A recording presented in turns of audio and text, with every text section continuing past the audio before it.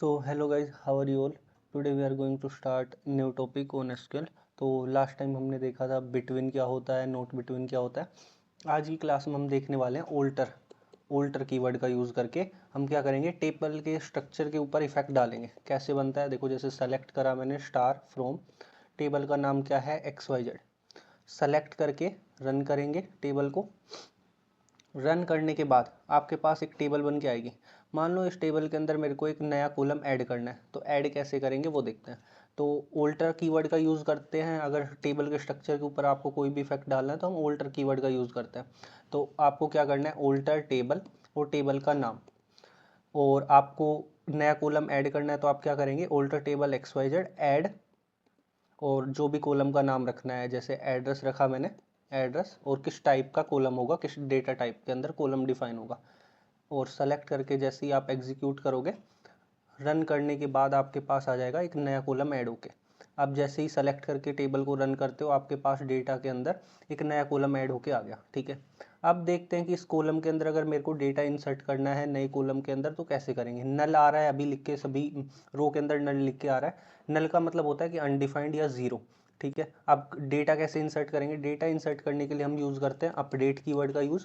Update, और किस table को अपडेट करना है, XYZ को।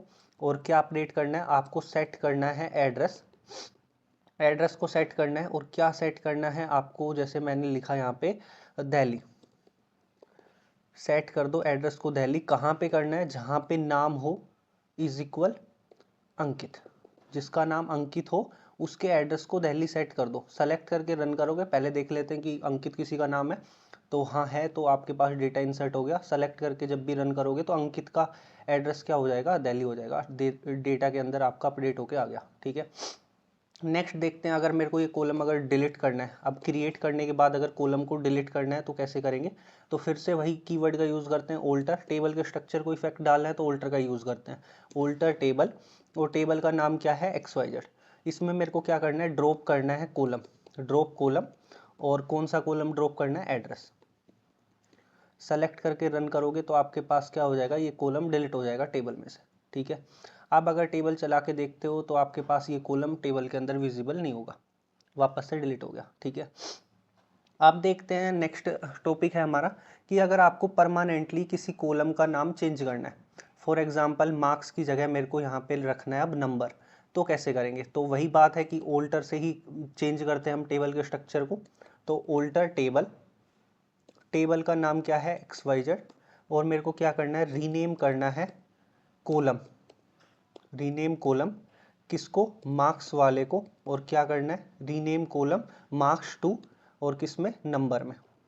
सेलेक्ट करके रन करोगे, आपके पास डेटा आउटपुट में क्या आ जाएगा, मार्क्स की जगह अब नंबर होके आ जाएगा। क्वेरी को रन करो, टेबल अगर चेक करते हो तो मार्क्स जो कॉलम था उसका नाम अब चेंज होके क्या आ गया है, नंबर आ गया। अब ये परमानेंट चेंजेस होते हैं, मतलब अगर एक बार आपने कर दिए तो चेंजेस परमानेंट सेव हो जाते हैं। टेम्परेरी चेंजेस के लिए हम वहाँ पे, मैंने ऊपर बताया था कि आप जिस भी कॉलम का नाम जो रखते हो, जैसे यहाँ पे सब्स्टिट्यूट आपने करा था टेबल के अंदर नाम का, रन करते हो तो यहाँ पे कॉलम का सबस्ट्रिंग नाम लिख के आया, क्योंकि ये फंक्शन आपने यूज़ करा था सबस्ट्रिंग। यहाँ पे बाहर जो भी आप लिखते हो, डेटा लिखा आपने बाहर, तो डेटा ही इस कॉलम का नाम हो जाता है। डेटा वन रखा, डेटा वन ही इस कॉलम का नाम हो जाता है डिफ़ॉल्ट। ये होता है टेम्परेरी नाम।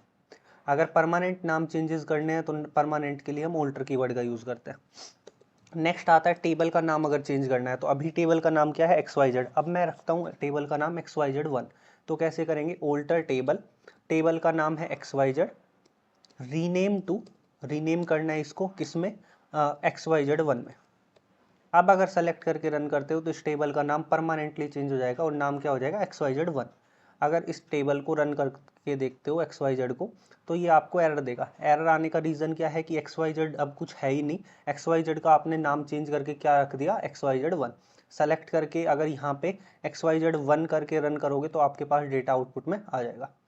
ये था आपका ओल्टर के हेल्प से हम क्या करते हैं, टेबल के स्ट्रक्चर को इफेक्ट कैसे डालते हैं, टेबल के अंदर नया कॉलम कैसे ऐड करते हैं, कॉलम ऐड करने के बाद डेटा इंसर्ट कैसे करते हैं, इंसर्ट कर लिया, अगर कॉलम को डिलीट करना है, कोई एग्जिस्टिंग कॉलम को डिलीट करना है तो वो कैसे करते हैं। नेक्स्ट फिर हमने देखा कि कोई कॉलम का नाम हमें परमानेंटली अगर चेंज करना है तो वो कैसे करेंगे। फिर हमने देखा कि टेबल का नाम परमानेंटली चेंज कैसे करते हैं। ठीक है, आज की क्लास के लिए इतना ही। चैनल को सब्सक्राइब करो, वीडियो को लाइक करो, दैट्स ऑल।